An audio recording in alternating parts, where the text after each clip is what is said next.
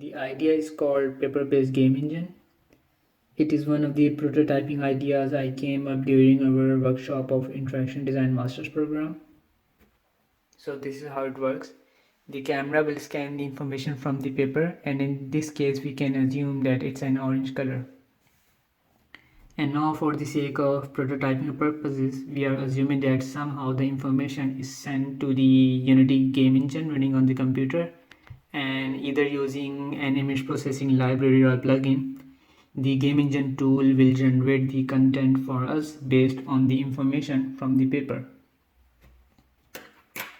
So for example, the game engine tool has the information, and now after compilation we are playing it. So it's an orange canvas.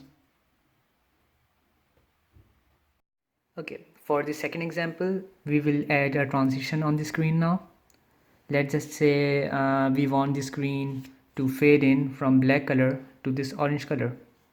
To do this, we will place a black paper like this over here.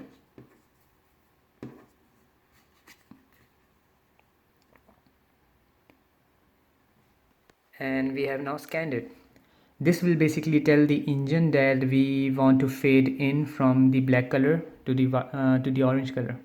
So let's see what it looks like. The compilation is done, and here it is. And now we want this orange color to fade out to the black color again. To do this, we will use another piece of black paper on the other end. And now what the engine will do is that first it will fade in from black color to the orange color. The orange color will stay on the screen for 2 seconds, and after that it will fade out to the black color again. Let's check it now. The scanning is done. Now the compilation is completed. From black color to the orange color. After 2 seconds, it's black color again. So for our third example, we are adding a loading screen after the orange transition screen.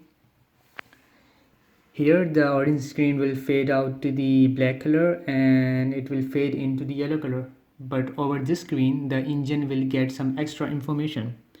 So the information is to generate a loading screen of 5 seconds, and after 5 seconds it will fade out to the black color again.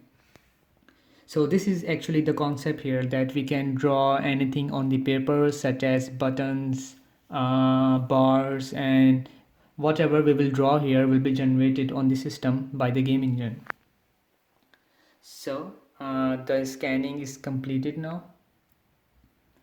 The information has been transferred and the compilation is completed. So let's check it.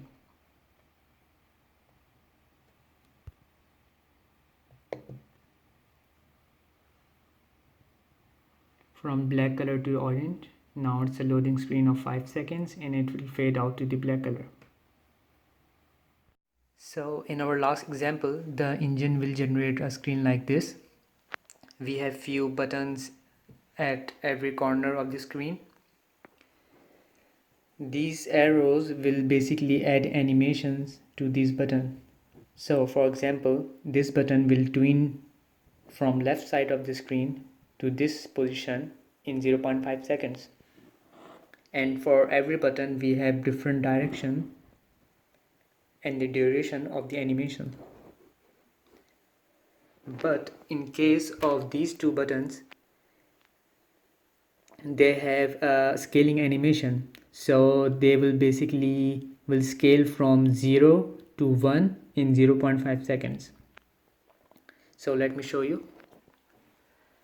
We are scanning the papers. Zick, zick. The scanning is done now and the information is now transferred to the screen. The compilation is completed, and let's see how it looks like.